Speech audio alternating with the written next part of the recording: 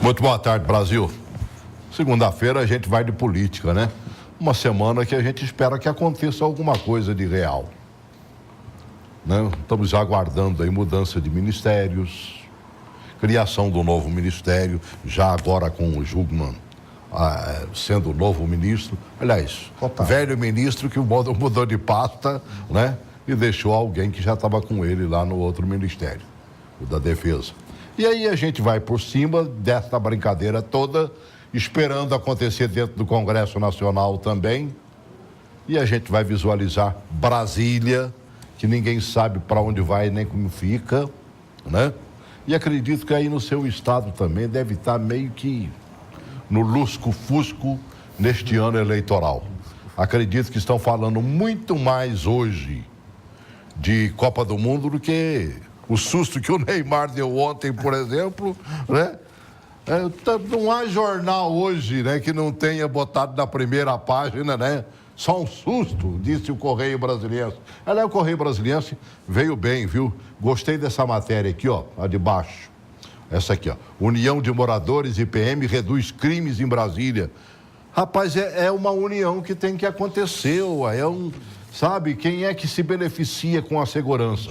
Nós, moradores. Então, se nós não colaborarmos, essa foto aqui ficou fantástica, né? Livre do entulho. Foi o nosso viaduto que caiu ali, né? No eixo rodoviário sul, né? E agora livre daquela monte de, né? Que pesado para dedéu, eu não sei quanto pesado. 200 toneladas. 200? 200. Barbaridade, né? E aqui o professor se aposenta. Rapaz, Roberto Correia, grande homem do violão, né? Grande artista. Mas não se aposentou artisticamente. Se aposentou como professor da escola de música. Um dos maiores violeiros do mundo. É verdade. Marquei acho que 2 vezes com o Roberto, mas deu zebra. Não deu para ele vir aqui. Maiores violeiros do mundo. Né? Não foi nem pessoalmente com ele, foi com a esposa dele que faz a agenda dele. Não é mesmo? Hoje vocês já ouviram a voz? Está aqui comigo, meus amigos estão aqui comigo, blogueiros de política, meu amigo Luciano Lima. Seja bem-vindo mais uma vez, jornalista, professor de história. Mais uma vez, né? É um prazer estar aqui com você, Celso. Um professor de história nesse tempo agora morreria de fome, não morreria, não? Deus, rapaz, não acontece nada, rapaz. Você ia ser um professor de trem errado, mas a gente entende o passado para poder compreender o futuro, né? Né?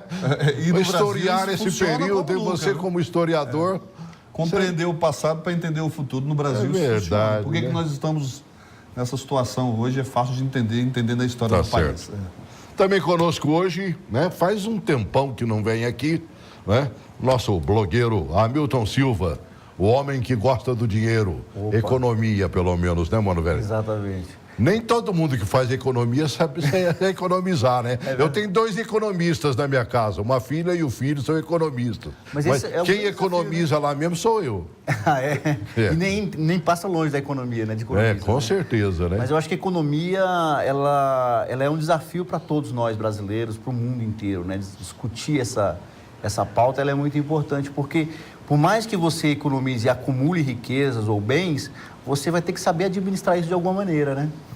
Então eu quero te agradecer pelo convite, agradecer você é meu eterno convidado. Imagina. Não tem que agradecer nada. Eu que agradeço a vocês de se disponibilizarem sempre de estar com a gente aqui. Eu sou gastonista.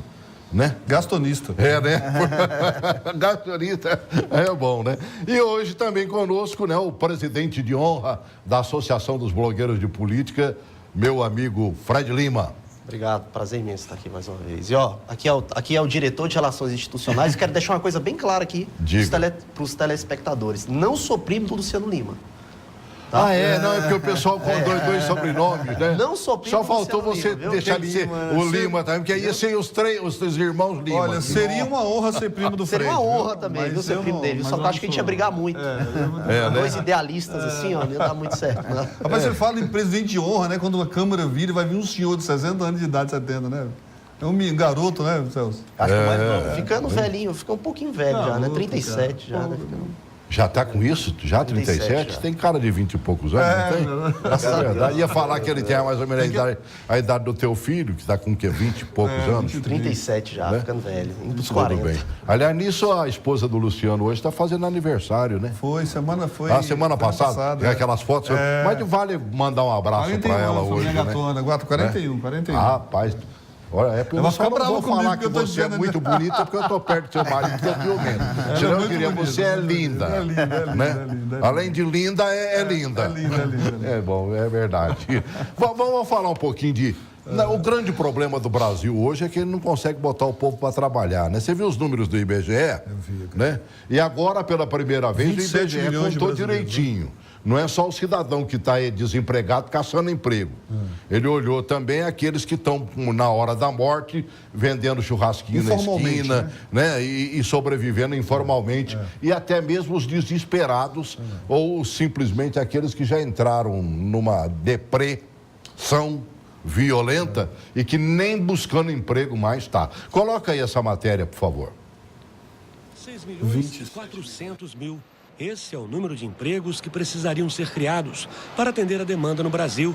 Isto representa que o índice de subutilização atingiu 23,6% no quarto trimestre de 2017, uma queda em relação ao período anterior, mas ainda acima dos últimos 3 meses de 2016. Os números do último trimestre do ano passado revelam que existiam no país 2.300.000 desempregados, 6.500.000 pessoas trabalhando menos de 40 horas por semana e 7.300.000 brasileiros que poderiam trabalhar, mas não procuravam emprego.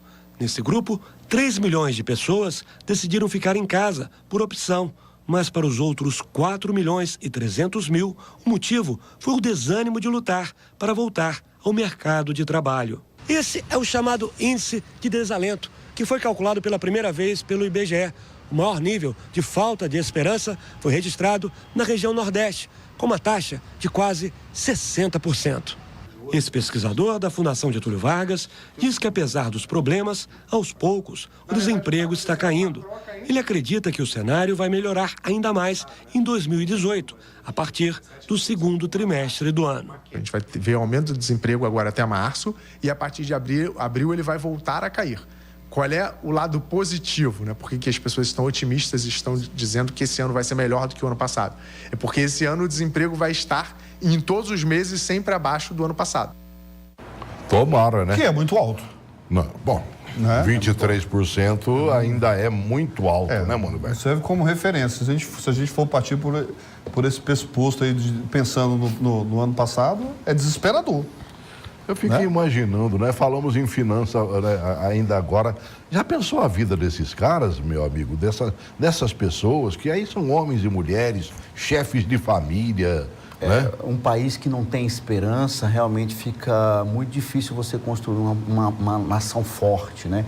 Mas o que é mais importante nessa questão dos índices econômicos é que os índices, a questão do desemprego é o primeiro a entrar nessa linha da depressão, né? Nessa linha da recessão econômica, mas também é o último a sair. Todos os índices caminham para que em 2018 a gente possa atingir um patamar positivo, né, de emprego. De crescer o número de emprego. De emprego, de crescer. Mas também é o último, vai ser o último a realmente chegar no... Mesmo com essas notas baixas aí agora, que essas agências estão dando para o Brasil, né, diminuindo, né, o número que a gente tem para que se possa apostar verdadeiramente. Aliás, apostar está vindo quem acredita realmente em ganhar dinheiro fácil. Né? Mas investir para valer mesmo é fácil. Essas agências de riscos, elas realmente têm um papel preponderante no sentido político, principalmente. Porque, apesar de analisarem cientificamente os dados, o risco Brasil, elas pressionam o governo de tal maneira, por exemplo, haja vista aí a questão da FIT. E parece que hoje o pessoal do Moody's também vai ter uma reunião com o Banco Central e a partir de amanhã eles também lançam a nota negativa do Brasil. Pressiona politicamente, pressiona o mercado, mas de alguma maneira o mercado vai reagir positivamente no segundo semestre. É que o brasileiro sabe reagir, né? Sim. E não espera, porque se for esperar pelo governo e ações governamentais, nós estávamos mortos, não Sim. estávamos, não. É por isso que esse índice tão alto de desalento, que foi o primeiro índice a ser medido aí pelo IBGE, né? Desalento é um país sem esperança. É uma geração perdida, essa década de Amigo, 2000. o cara tá deprê mesmo, depressivo mesmo, mas em alto grau. O cara já não sai mais de casa. Você já viu uma pessoa com depressão? Já. Ela se recolhe nela mesmo, né? E ela fica, como diz o outro, completamente perdida em si mesma. Não vê Então, saída, né? Não vê saída. Eu já vi algumas que, só de pensar nelas, eu já me sinto, sabe, angustiado. Você já viu, Fred? Já vi, e eu acho que isso tudo é fruto da política do PT, entendeu? Durante, principalmente o governo Dilma e a Marolinha, né, de 2008 para cá, que vai fazer 10 anos agora. É tudo fruto disso, entendeu? De uma política econômica equivocada, de inclusive interferir no Banco Central em 2011, como ela fez, né? E pediu para baixar a taxa de juros, veio a crise da Grécia e quebrou praticamente o país, né? E se o PT vivia dizendo que o FHC te entregue o país com 10 milhões de desempregados, superou, né? O PT entregou o Brasil com 12 milhões de O desempregados. Brasil, sei lá, ele tem umas reações esquisitas. Eu li num dos jornais hoje, acho que foi no Jornal de Brasília, né? Você, por exemplo, o Temer era vice-presidente, ocupava a vice-presidência e tinha lá uma verba, né, à disposição da vice-presidência. Quer dizer, ele agora é presidente da República, tem a verba da presidência da República, mas, no entanto, a verba da vice-presidência continua sendo gasta. Né? Não, e outra coisa... Então, ainda botaram a foto da esposa do Temer, certamente ela será vice-presidente, porque ela continuou ocupando a casa do Jaburu, né? Palácio. Que tentaram ir para o Alvorada e não gostaram, voltaram para o Jaburu. Não, e outra né? coisa, vale lembrar também que no segundo mandato de Dilma, quando ela assumiu, meses depois, ela fez um acordo com o PMDB, hoje MDB, né? E que o Temer coordenou esse acordo, vocês devem se lembrar. O Temer teve uma influência imensa até a queda da Dilma, até meses antes da queda, quando ela abriu os olhos e viu que estava sofrendo fogo amigo também dele. É verdade. Né? Então ele teve uma influência imensa. Então isso é fruto do governo PT/MDB. Porque o PMDB era vice do governo Dilma. A gente tem que lembrar isso aqui, entendeu? Nunca se esquecer, né? Que ele fez exatamente... Nós temos mania de ficar colocando culpa no PT, mas o PMDB... O PMDB, né? Hoje MDB, exatamente, era vice do Ele governo voltou Dilma. para ser o Modebra de antes, né? Movimento Democrático Brasileiro, não é isso? Né? É uma forma de tentar levar o partido às origens em si, mas não adianta. Eu acho que é a mesma coisa o PT. O PT reclama do Temer, mas o Temer foi eleito na chapa da Dilma. Isso aí tem que deixar uma coisa clara. E na ausência do titular, o vice é o imediato. É o imediato. Assim como o presidente da Câmara é o imediato agora, né? Então isso para mim, Celso, é fruto da política econômica equivocada do PT dos últimos 10 anos. E pega o mandato Lula também. Tá? Aquela gastança, né? Aquele incentivo ao crédito na crise de 2008, tudo. Os 2 últimos anos do governo do Lula foi um ano de gastança exatamente para empurrar a Dilma como candidata. Como candidata. Né? Porque tiraram a Dilma do nada. Ela não era tida e havida anteriormente como uma candidata à presidência da República. Não, e também jogar agora a culpa só na política econômica da Dilma tá errado. A Dilma é economista, entendeu? Então o Lula em 2008 a 2010 ali foi o pontapé inicial, entendeu? Do Brasil chegar... A Marolinha foi a causa de tudo a situação isso. que está hoje. Tanto é que a gastança foi tão grande que elegeram um poste, né? Quem era Dilma? Não, no momento ela era verdadeiramente um poste. É um poste. Na época, eleitoralmente, ninguém nem imaginava ela sair uma candidata. Não tinha força política nenhuma, não tinha nenhuma... Né, ninguém conhecia ela no país praticamente. Você olhava basicamente aqueles que estão lá presos, que eram os candidatos e com a propaganda, preferidos. Exatamente. E com a propaganda, Luciano, de que o país não podia aumentar salário, você lembra bem, não é? Em época de crise. Ou seja, eles vieram com essa propaganda em 2010, não cortou aumento de salário, entendeu? Fez concurso público, foi isso que quebrou o Brasil, gente. Tá aí o resultado hoje. É a gastança pública. O dinheiro ele não admite desaforo, seja em qualquer nível, ou microeconômico aqui, das nossas finanças pessoais, seja macroeconômico a nível mundial. Quem despreza o dinheiro está fadado à destruição. é o caso dessa política econômica adotada nos últimos 20 anos, eu diria. Porque o Lula pegou aí uma onda muito boa do PSDB. Fernando Henrique veio, construiu os 4 todo... primeiros anos do Lula foram excelentes, mano, surfou velho. tranquilamente, né? Mas depois, para implementar políticas que fossem dar no longo prazo Esta sustentabilidade, vitória não ainda do aguentou. Lula nas pesquisas é devido exatamente ao que ele fez com a vida de brasileiros mais humildes, mais pobre de maré mesmo, Exatamente. nos seus 4 primeiros anos de governo. Porque se fosse juntar o conjunto mas todo tem do que- PT, Não, não mas ia tem que estar na frente da pesquisa. Mas tem que lembrar que todo o sufoco passado pelo governo da Dilma foi plantado ainda no governo do Lula. Isso. Ela pegou Sim. todo né? Depois da Marolinha, o negócio... Pegou tudo. Ela pegou tudo. cangalhou. A bolha fiscal estourou nas mãos A dela. bolha, A exatamente. bolha estourou E nas não mãos pensa dela. você que Uma está bolha criada melhorando no também, governo não, né? Lula. Tem certas coisas que acontecem... Diga aí, Edson. José? Rio de Janeiro. José, boa tarde, José. Pode falar, querido. Boa tarde. Pois não? Boa tarde. Não, é só o seguinte, eu estou fazendo comentário de vocês aí, Estou te ouvindo. e o seguinte, nós hoje, nossa crise no Brasil está tão grande que na época de 2000, e não, foi em 94, o emprego estava tão grande no FHC, eu falou isso, que a maior crise de emprego foi no governo Lula, né? Aham. Eu achei que não, mas quando o Lula estava aí no trabalho, não é que eu sou Lula, não tem nada não, simplesmente um comentário que eu estou fazendo, para vocês aí, até agradeço o programa, a audiência grande, entendeu? Obrigado.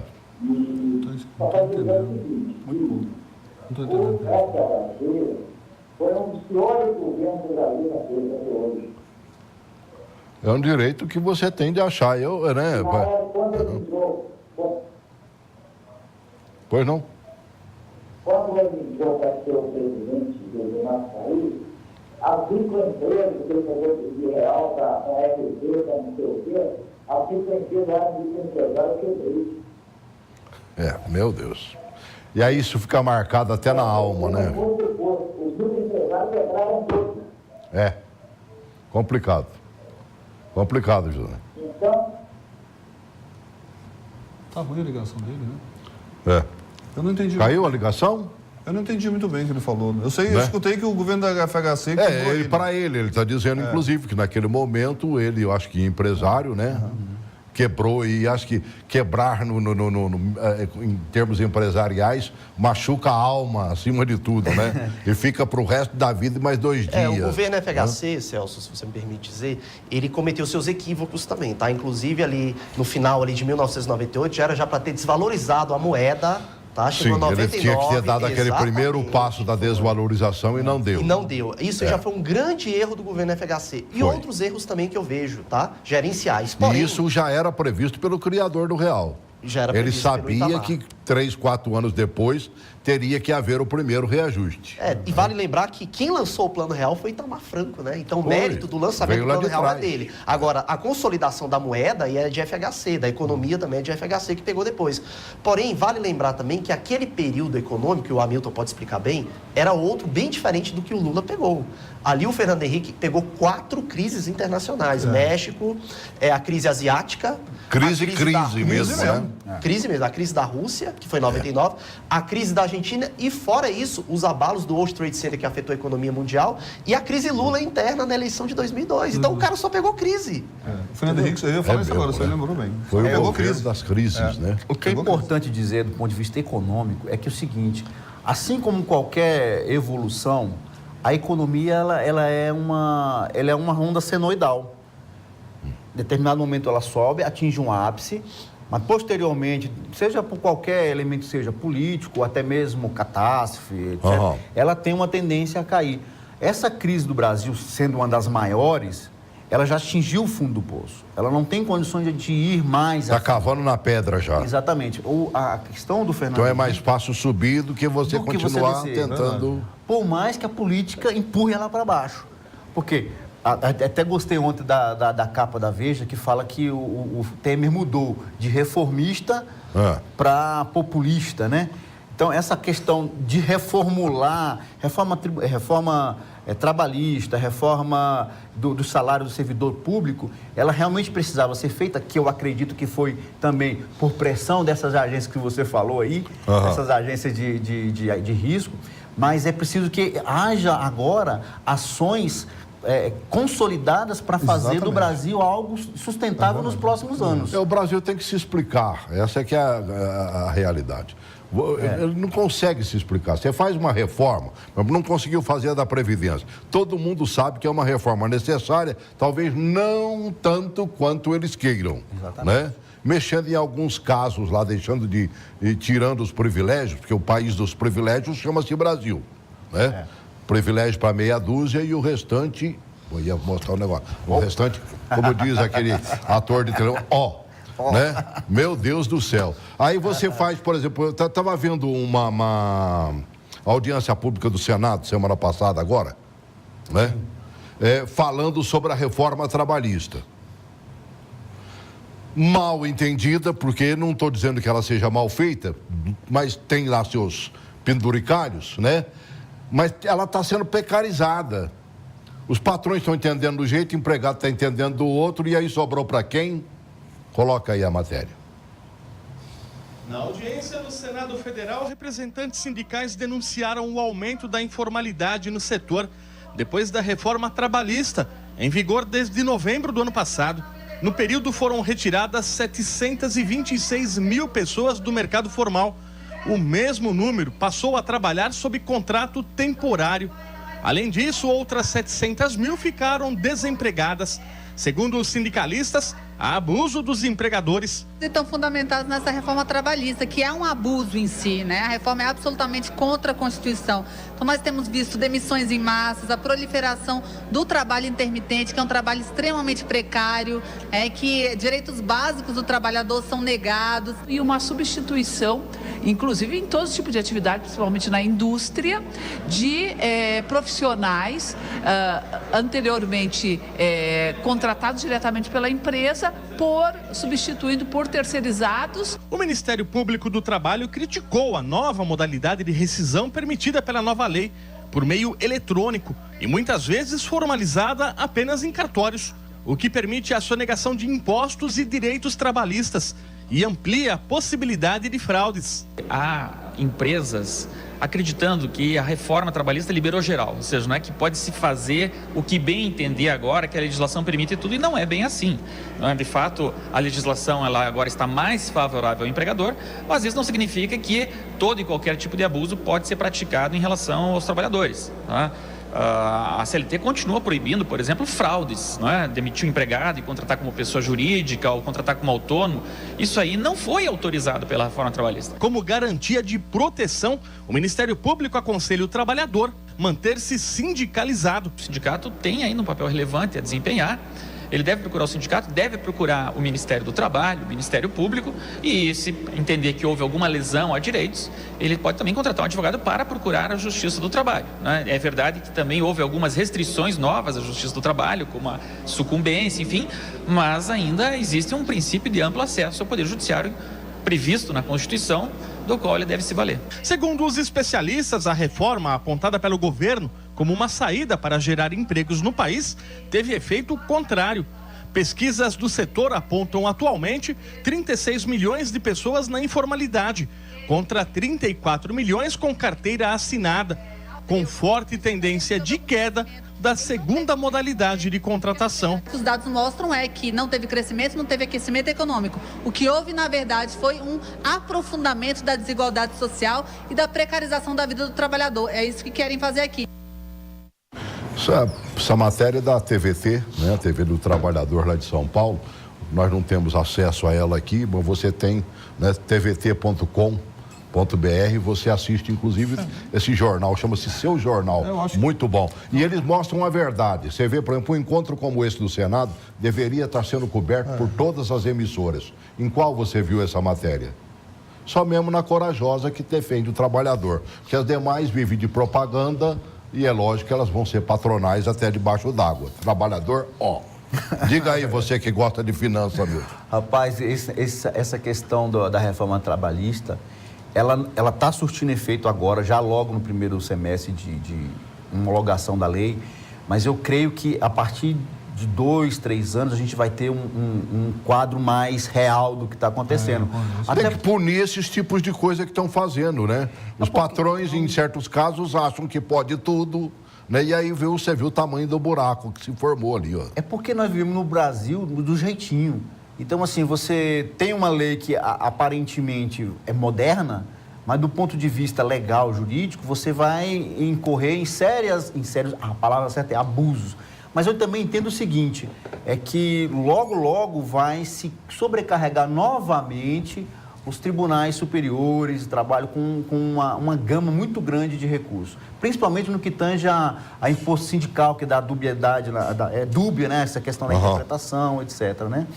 Mas eu creio que o trabalhador, de uma forma geral, ele já entendeu o que aconteceu com essa lei.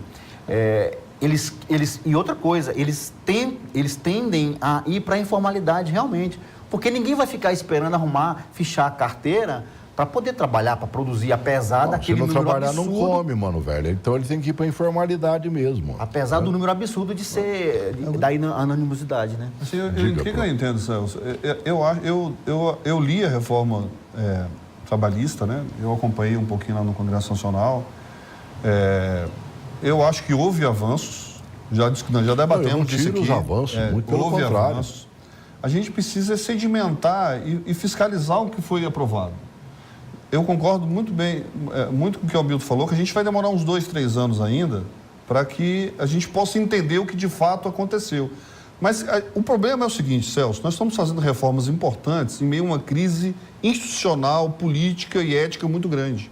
Então, nada que for proposto está sendo colocado, tudo que está sendo proposto está sendo colocado em xeque. A gente está esquecendo de debater os temas, que eu acho que, por exemplo, a reforma trabalhista.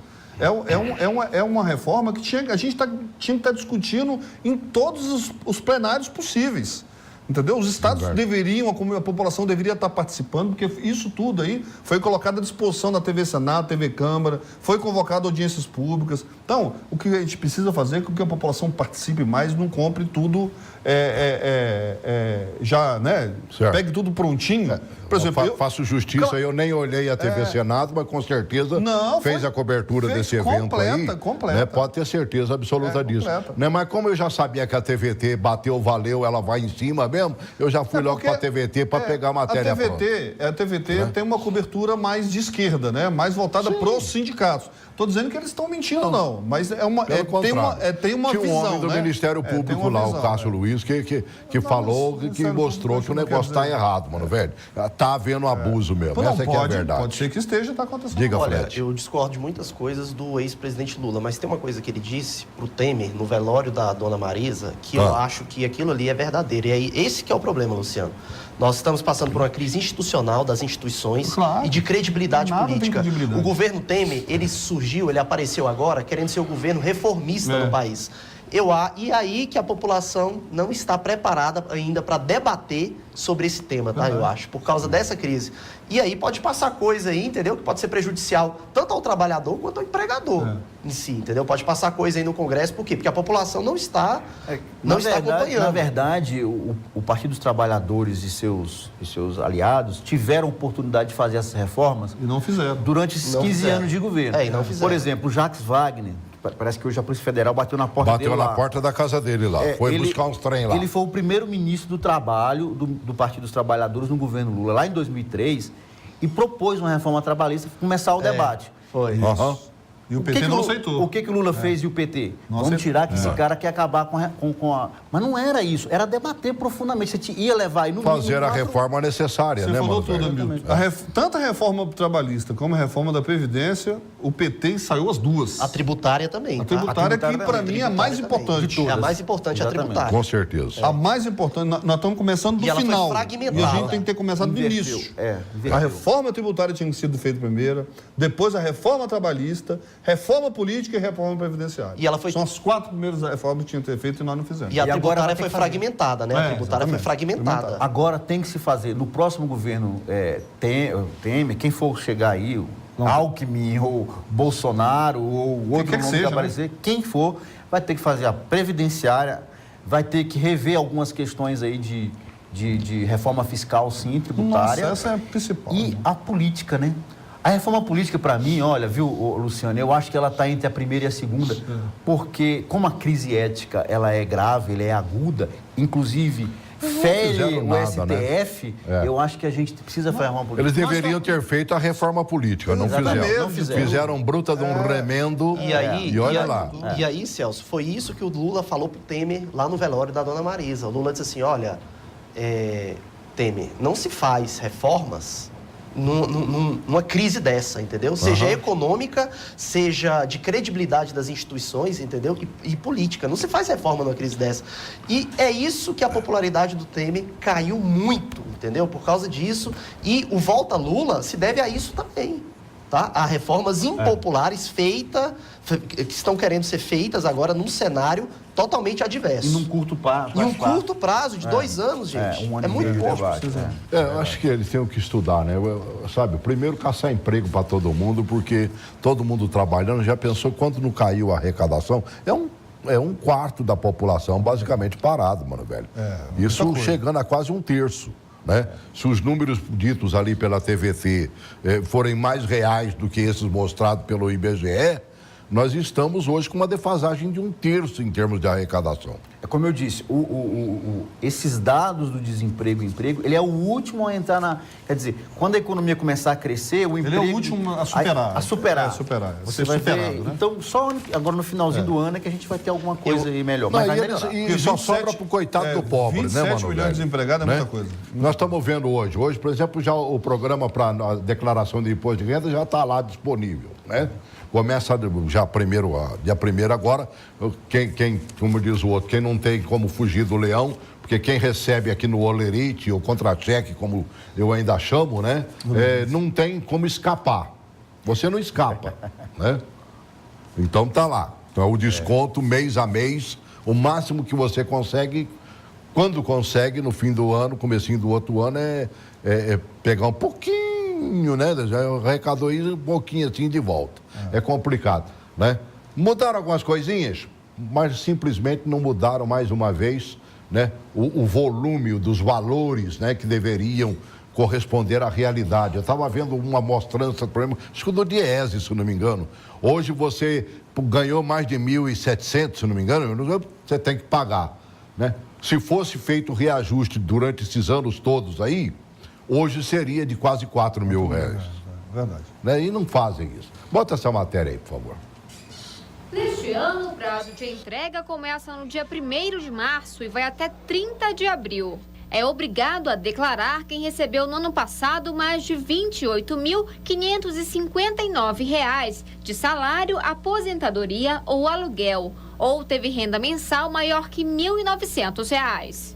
Uma das novidades deste ano é que a Receita vai pedir um maior detalhamento dos bens do contribuinte na declaração. Quem tiver imóveis, por exemplo, terá que informar a data da compra e o registro no cartório. No caso de veículos, o número do Renavan e de contas correntes ou aplicações financeiras, o CNPJ da instituição. Isso é importante que ele preencha nesse ano, mas se ele não preencher, ainda não será obrigatório. Mas o preenchimento agora é importante, porque no próximo ano ele já terá isso preenchido. Além disso, nesse ano vai ser obrigatório informar o CPF de dependentes que tenham a partir de 8 anos.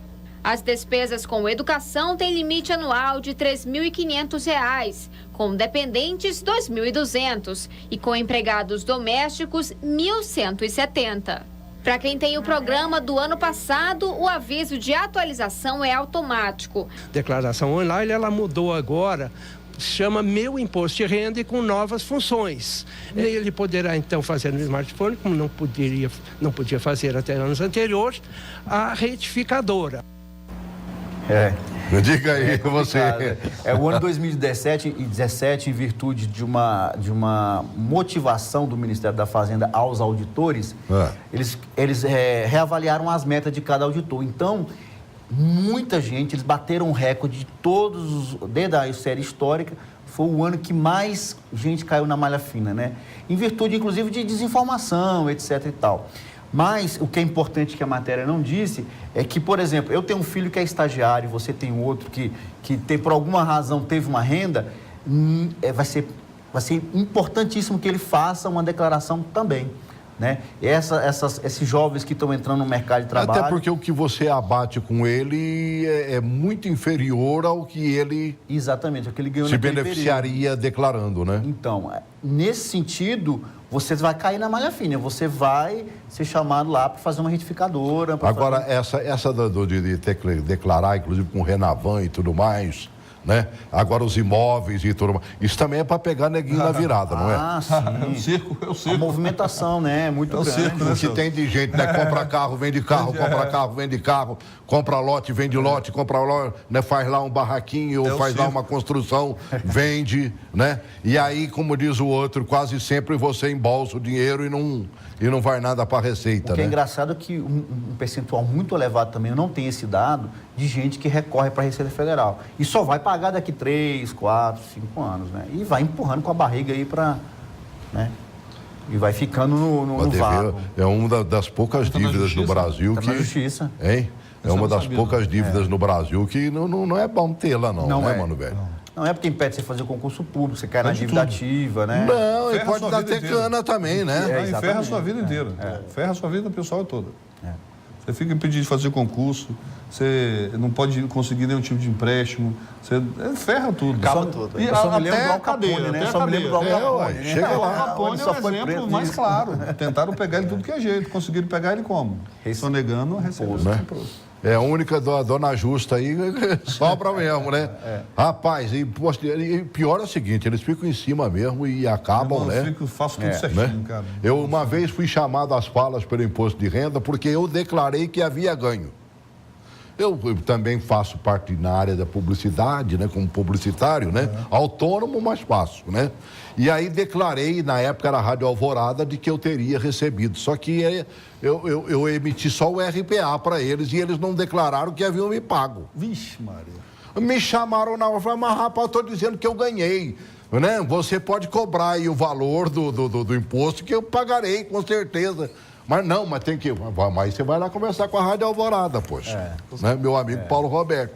Né? Vai lá e conversa com ele, porque que ele não declarou que me pagou. E me pagou. Aliás, o Paulo era gente finíssima. Seu é seu, dele era dele. E pronto. O que eu acho importante, Celso, é o que o Luciano estava falando. A reforma tributária, a gente tem um índice... O nosso índice lá de 27,5%, ele é um índice muito alto. E a classe média brasileira, ela arca com todos os prejuízos. Tá louco, é um absurdo. Ela paga o prejuízo do roubo na Petrobras, ela paga o prejuízo... As bolsas de distribuição e de paga o juros, investimento, a gente paga IPVA altíssimo, que é o que compra carro mais, né, vamos dizer assim, um carro médio aí, você paga um imposto absurdo, em torno de 30% de um carro. Você vê, por exemplo, o taxista tem desconto. Edson, fala aqui no ponto para mim quanto é que é o desconto de um carro para o taxista. Que isso representa mais ou menos esses impostos que são 30%. 30%. E assim mesmo ele está pagando alguns impostos, quer dizer, ele está... Né? Quem consegue andar hoje sem abastecer o carro a um valor de 5... Eu vi ontem, 5, né? 4,90, 4,85 aqui na Asa Sul. 1 litro de gasolina.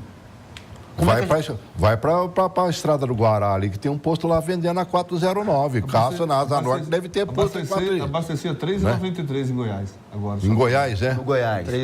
Taguatinga também estava um pouquinho mais barato, mas só que aquele posto, né? A fila que né? Você olha pro posto do Neném Chopp lá, tá vazio. Aí o anterior, que não tem nem espaço, né? Eu esqueci o nome do senhor lá, um cara maravilhoso, mas parece que ele vendeu aquele posto, né?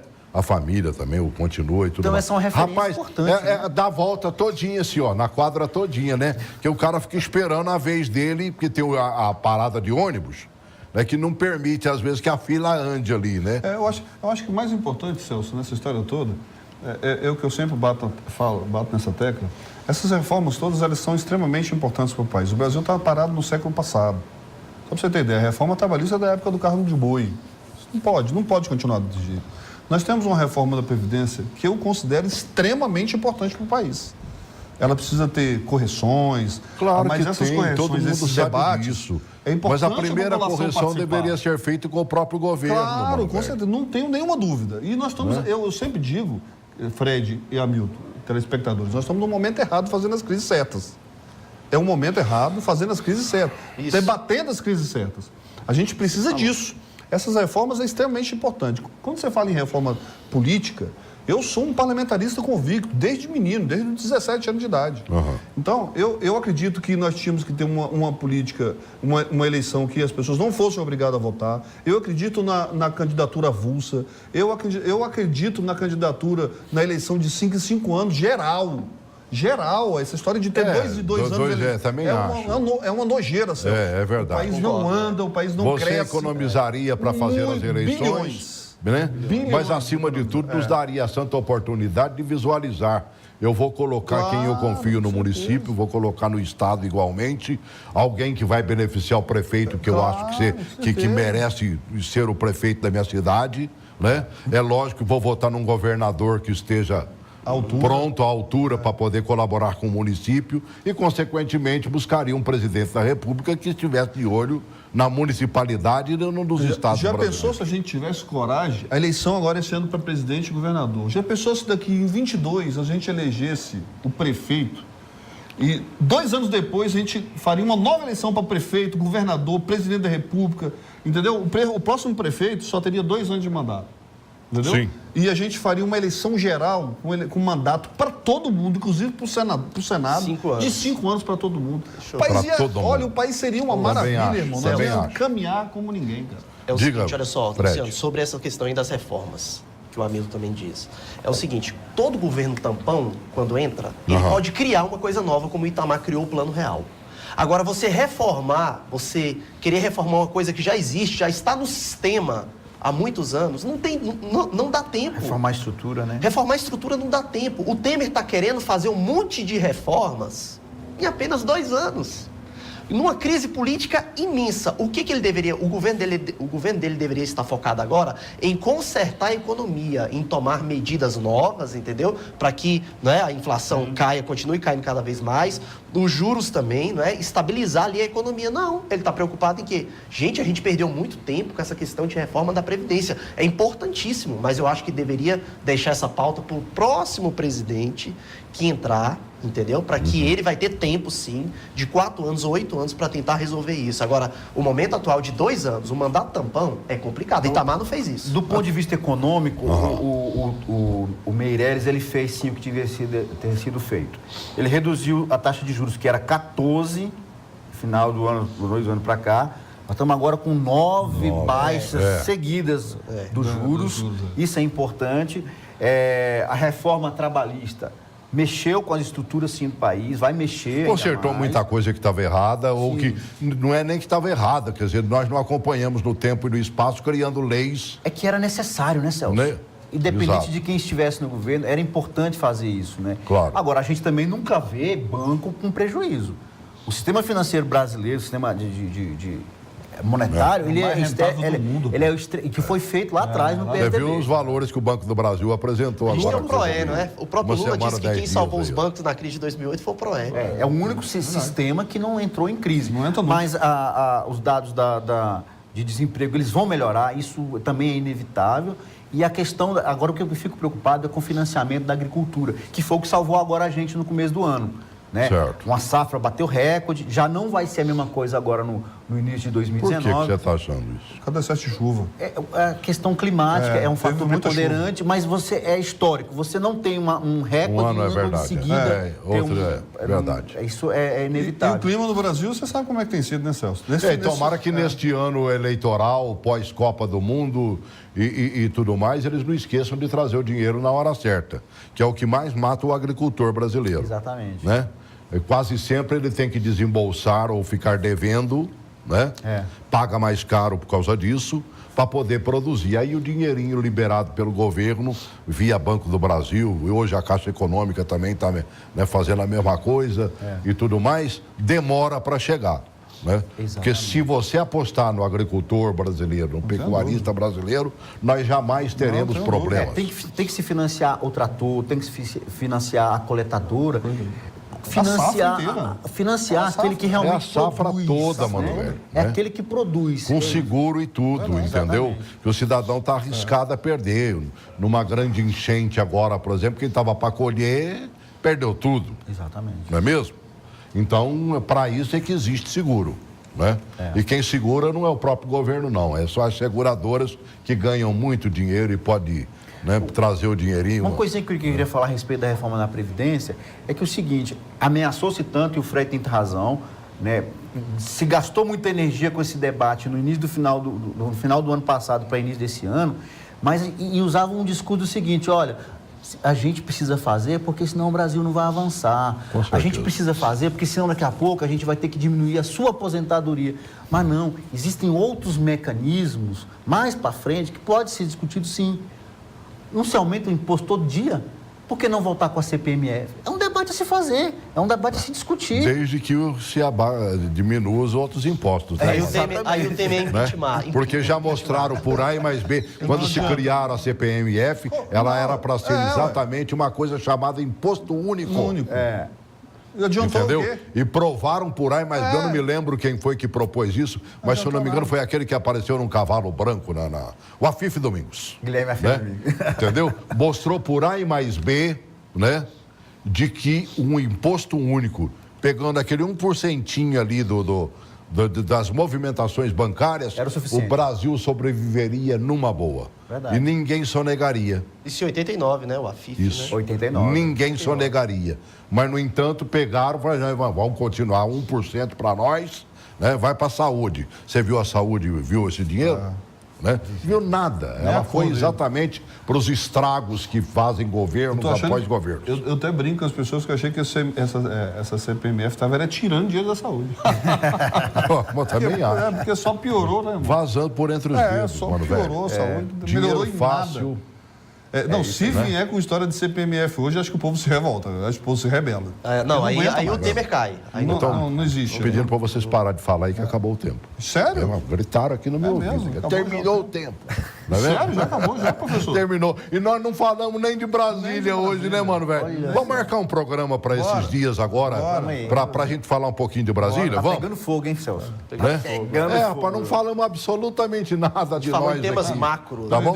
Vamos deixar marcado esse programa? Vamos? O governador voltou com um projeto da eleição para administrador. Meu Deus do céu. Senhor Jesus. Ele ganhou a outra por causa disso. Né? Meu Deus. Obrigado, Celso. Beijo. Você. Obrigado. Obrigado, Celso. Ó, Milton, não me abandona não, Deus cara. abençoe. Né? Fred está sempre comigo aqui. Luciano é dono da casa. Né? Obrigado. Obrigado pela sua atenção. Grande abraço. Ué, já acabou, cara.